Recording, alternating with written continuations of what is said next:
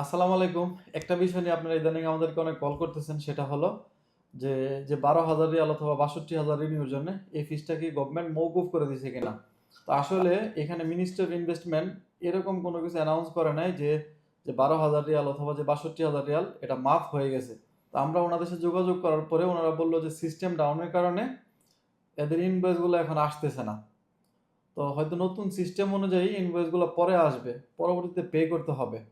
তখন গতকালকে আমার কাছে একজন লোক আসছিল। উনি বলল যে, "আমার মিসা লাইসেন্স ১০,০০০ রিয়াল দিয়ে রিনিউ করে ফেলছি।" তো এরকম ভুল বা প্রতারণার মধ্যে কেউ পড়বেন না। এখন লাইসেন্সগুলো রিনিউ করতে গভর্নমেন্টের সিস্টেমে কোনো টাকা নিতেছে না। এটা হয়তো পরবর্তী ইনভয়েস আসবে। এরকম কোনো অ্যানাউন্সই হয় নাই যে ১২,০০০ রিয়াল অথবা রিনিউর যে ৬২,০০০ রিয়াল এটা গভর্নমেন্ট মাফ করে দিছে বা নেবে না। তো অযথা কাউকে টাকা দিবেন না। এটা ফ্রিতেই হয়। যাদের রিনিউ করা প্রয়োজন, আপনারা আমাদের সাথে যোগাযোগ করুন। আমরা ফ্রিতে ইনশাআল্লাহ, আমাদেরও কোনো সার্ভিস চার্জ দিতে হবে না। আমরা ফ্রিতে ইনশাআল্লাহ এই কাজটা করে দেব।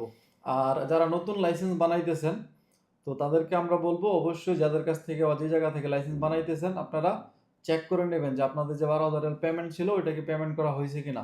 যদি পেমেন্ট না হয়ে থাকে তাহলে আপনাদের টাকা আপনারা ফেরত নিয়ে নিবেন।